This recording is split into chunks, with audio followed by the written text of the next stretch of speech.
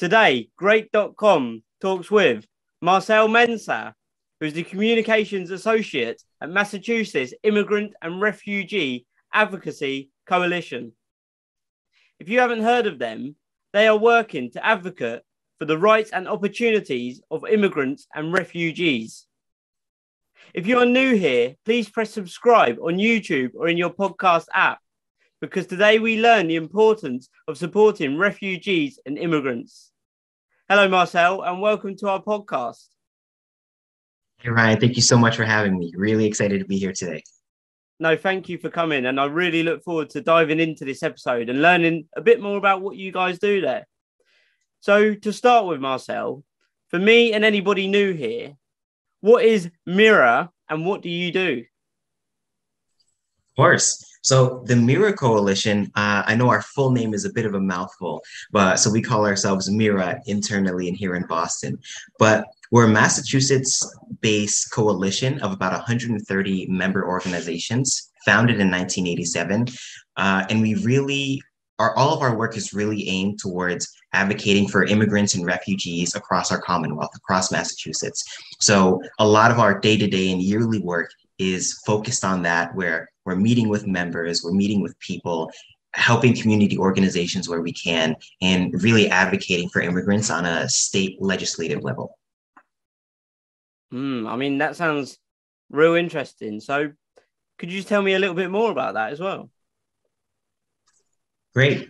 So the MIRA Coalition, we're a coalition of 130 members. And really what that means is that there are 130 different organizations and groups that we work alongside to advocate for the best interests of any foreign-born person coming into Massachusetts. So that's immigrants, refugees, maybe trying to get away from their countries for whatever reason, or people just coming here to look for a better life. Our goal is really to ensure that, or to try and push forward any policy that helps those people live as good a life they can out here. So that's our main goal. And why would you say that is so important? Great.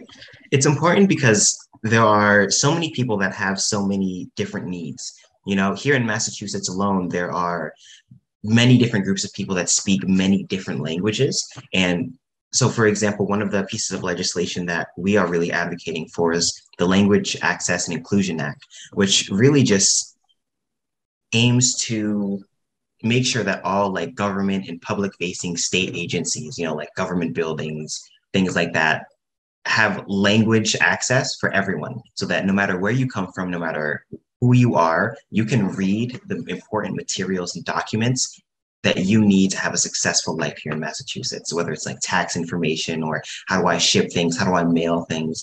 And really, I think what we found is that in the past 2.5 years of the pandemic, people are really struggling. And we've geared a lot of our work these past 2 years to just becoming a really good advocate for those people, to just help them out. What you said there about the language barrier, even for individuals that do know the local language, it can be difficult to do things like whether it's paying for bills, etc. Just for any person that lives there. So for somebody that doesn't quite know the native language, I'm sure it could be sort of double as difficult. So having that support there to help them, with their finances, with their bills, etc. Is so important. So what I wanted to ask you next then would be, since its founding in 1987, what would you say have been some of your greatest challenges and how have you overcome them? Yeah, that's a great question. I think a few challenges. And so I've only been at the organization for about 3 or so years in a communications space. So, we're a 30+ year organization, so I can't fully speak to the history of it. But just in the past couple of years, I'd say that some of our challenges really stem from COVID, not being in the office, not being able to do a lot of the direct support that maybe we were doing a few years ago, or host some of the events that were really helpful in the community a couple of years ago, has been a challenge that we're really navigating around in this, COVID-19 space. And yeah, I would say that those are some big ones. And other than that, we are a pretty medium-sized team. that handles a lot of different work across not only Boston, but sometimes New England. You know, we have a branch in New Hampshire that does a lot of really great work. And we're also called into some federal legislation, so some countrywide policy work. So a lot of our work day to day is really navigating the volume of work that comes across our desk and trying to keep foreign born people's best interests in mind at all corners, every turn. So you talked about the COVID impact there as well. So I want to dive a little bit deeper into the COVID whole situation, because that's really been going on since, let's say, 2020 now, the COVID. So yes. What maybe, if you have any sort of off the top of your head, what are, say, some of the negative impacts from the COVID situation, but also what are some of the potential positive impacts that you've also, say, managed to gain from the COVID situation as well? Of course. So I would say one of the challenges from COVID is that as a community-based organization, you know, a lot of our work is focused on community. It's about people and how we can better serve the people in our state. Being away from people has its challenges when you try to do that work. Before, where we could host events and host things at our state house and get people together, and a large chunk of our work is also citizenship work. So we help new people in the country become citizens, and it's very like one-on-one, one-on-two work. So just COVID being a barrier to us getting to some of these people and really making as big an impact as we could was difficult. And I think it took us a good couple of months to navigate that. And, you know, we're improving it every day. Yesterday or 2 days ago, we just had our Immigrants Day at the State House, which is one of our premier yearly events that is usually hosted at the State House in Massachusetts. But for the past 2 years, we've done it virtually and seen an amazing turnout. You know, the people in the community are still extremely excited, extremely pumped up to make this positive change in their communities for the people really driving our communities forward. So I'd say we're getting better at it, but there's still room to grow. That's super great to hear that, although, say, you did usually host those events in person, that also online as well, that you also had a great turnout too. So that's fantastic to hear. So, I mean, you mentioned there's still room for improvement. So what sort of areas would you say that you're looking or you're working towards improving at the moment? So something that has also been going pretty well over the past couple of years, before I answer that, is, you know, our whole team is getting so much better at learning digital advocacy tools. So using Zoom to make an impact, using newsletters in a renewed way, you know, filling these gaps of where we can't be there in person. Let's use the tools available to us to make the greatest impact possible. So I would say that some places where I think we stand to grow is offering more of those services and that knowledge to the people in our community and some of our member organizations. So we just held this event 2 days ago, and we had live translating in 4 different languages. I have like Spanish, 2 people in Portuguese, and 1 other that I'm forgetting. So we were able to pull that off for a fairly large event.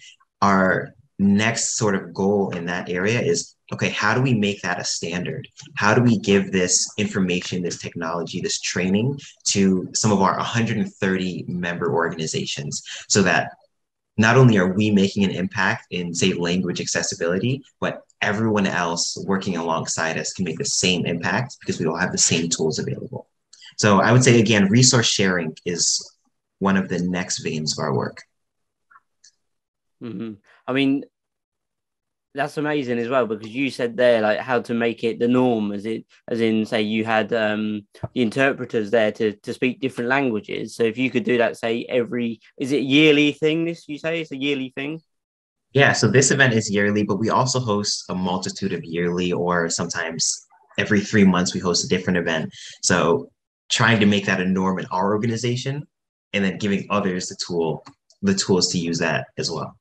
I mean, that's fantastic to hear. And also you mentioned as well, like, using technology to help too, that with the process to make things better or greater. So that's absolutely incredible. So what I'd like to ask you now then is, what are some of the greatest or the biggest needs of the communities and individuals that you support? And how are you a part of the solution? Great. So that's a great question. And there are many nuanced ways to answer that, I think. So I'll speak to a couple ways. One of which is that deportation is such a huge issue, right? Like people getting deported or just not having access to things or resources to become citizens in the first place. So a lot of things arise, a lot of issues arise from that, like families getting separated, people just not having the resources or the credentials to find work and be able to live full, happy lives in the state. So a couple of things that we are working on, one of which is the Work and Family Mobility Act, or our Driver's License Act, which there are much more people more qualified than I to speak on it in our organization. But really what it ensures is that it gives access to driver's licenses to more people in our state. Right now, undocumented people are not able to access driver's licenses, which make finding work anywhere outside of their small neighborhoods or outside of the public transportation system very difficult. And that's something that we're seeing all across New England, whether it's in Boston, Massachusetts, or New Hampshire, et cetera. If folks can't get to work or drive safely, then that's a huge problem. And for people who do drive, maybe without driver's licenses, and are stopped driving, that opens up a lot of potential legal issues for someone who is maybe just trying to get to work, just trying to feed and support their families. So things like that, I think, are what we're really advocating for. So I'd like to ask you then, what are some of the main reasons for why these individuals are getting deported? I know you mentioned a few there, but could you sort of tell us a few more if it's okay? Of course. So, and again, there are much more qualified people than I to speak on this, but really a lot of people get tied up in our legal system for a multitude of reasons, whether it's being stopped in a car or being pulled into our judicial system for many different reasons. But I think one of the really interesting parts about that is how people try to avoid getting deported, which is, I think, where a lot of our work comes in. Every day we hear stories about families who go through sometimes really tough interfamily situations. And instead of seeking help, they don't because they're afraid of being deported.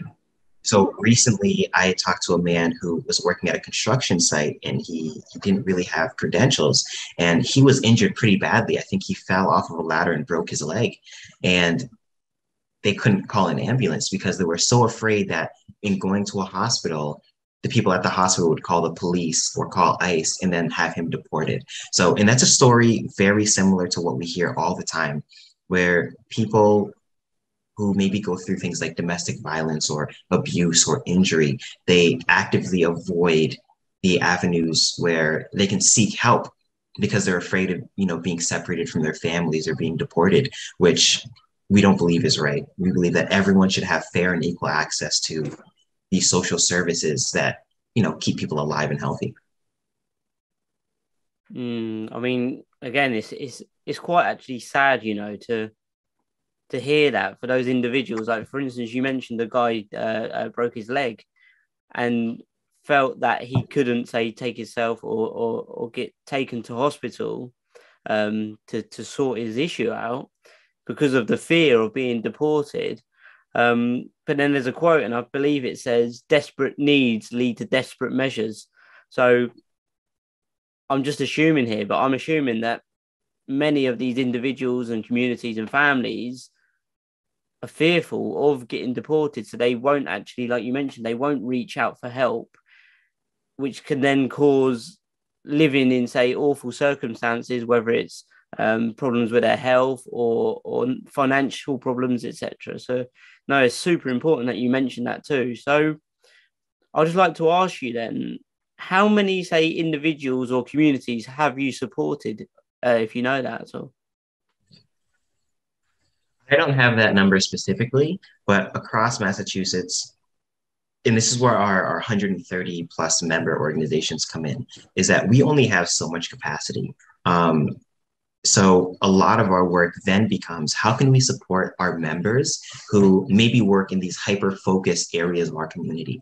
So we work with organizations that are focused on Brazilian women in Boston. And, they support women who are Brazilian in Boston, and other groups work with, recently immigrated folks from Taiwan or China, etc. So where we cannot help everyone, we try to help and support the groups that have those very niche interests.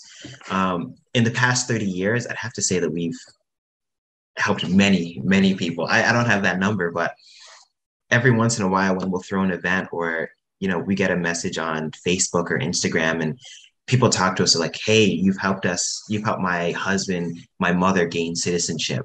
And that's changed my family in this way. That really helps drive the work forward. Whenever you hear those one-on-one stories of like, our work really changed the lives of some people, to me, it's just as important as maybe the hundreds of thousands who have been changed by legislation. Yeah, I really liked that you mentioned there, say, about niching right down and not trying to say cast your net far and wide to sort of help everyone, but you really niche down on certain, say, groups of individuals. So that's really nice to hear that, actually. And yeah, you mentioned the feeling when somebody later comes to you to say that they've or you've helped them or their family as well. Like that sense of fulfillment and meaning, I'm sure, is so fulfilling for you guys there. So it leads me on actually to my next question, which would be if you could maybe tell me, say, one of your greatest success stories, that would be fantastic. Yeah, I would say that maybe some of our greatest pieces in the past couple of years. Again, I've only really been in the organization for about 2 or 3 years, mostly during COVID. But I would say our biggest one recently is just being able to continue the work at the level that we have been throughout all of the challenges. We've seen so much happen in the past couple of years, with COVID, with all of the deaths that have come from that, with anti-immigration legislation in our last presidency, and just to see such a group of hardworking, dedicated individuals, not only in our own organization, but across Massachusetts has been inspiring. It's awe-inspiring. And the fact that there are so many people who are willing to just stay on course, to me, is a big win, because the work continues day after day and the hours can be long because some of these things just need constant work.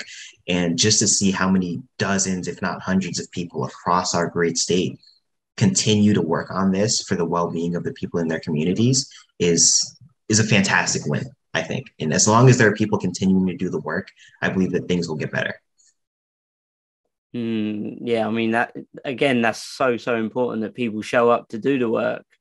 And I believe, like, this is just again my opinion, but I believe like people do for that sense of fulfillment when they've managed to help, say, an individual or a family like one-on-one time, and it's not like they're doing it to say get recognition or for someone to come to them and say, oh, you've helped our family. But when in those periods where those individuals do actually come back and say, no, you really helped us out then, like that feeling cannot be bought. And I'm sure like you guys must just really enjoy those feelings that that you've really helped somebody out as well. So I'd like to ask you, what is your vision for the future? Great. We have a lot of great things coming up. We just hired a new executive director, Elizabeth Sweet, who comes from a long background of, advocating for foreign-born people and working in different organizations. So over this next maybe year or two that I can speak to, a lot of our work is, one, becoming more accessible. So we're focusing on putting out more infographics, more fact sheets, more public speaking engagements, playing with the idea of a video series to talk to people about citizenship. So that's like translated in multiple languages. So again, becoming more accessible, and then two, becoming even more community oriented. So some of our legacy events, our legacy yearly events that we've had the past couple of years that we had the opportunity to have in person, that are now digital, we're switching to become even more community oriented. Last Thanksgiving, instead of doing our large event, what we did is we actually fundraised and got a bunch of donations for, I think, over 350 backpacks filled with school supplies and, you know, personal hygiene supplies that we were able to distribute to schools across Massachusetts and Rhode Island and even some in New Hampshire. So I think we're going to start revamping things like that just to make more of a direct impact for the people in our state.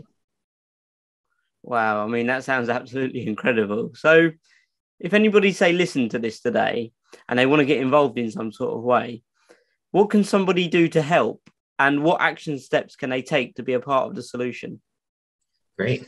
So if it's in terms of getting involved with our organization, I think the first step would be to go to our website, miracoalition.org, and read more. We have a ton of fact sheets, a ton of information, a ton of ways that you can support some of our members as well, and really just learn more about the climate, not only in Massachusetts, but federally, right across the entire country about how immigration is shaping up. You can also follow and engage with us on apps like Twitter, where we are constantly joining like live tweet sessions or doing live streams and talking to community folks. Other than that, in your own communities, maybe look for organizations that do similar work. You know, if you come from a background of like immigration is something personal to you, like it is for so many of us, then I guarantee you that there are organizations that are maybe in your area that are advocating for the people who need it in your community. So I would say either learn more or try to see how you can get involved in your own state. Incredible. Marcel, thank you so much. And for you listening, if you've enjoyed this episode, please press subscribe on YouTube or in your podcast app, because that will show the algorithm that this is an important conversation, so more people can learn the benefits of supporting and serving immigrants and refugees.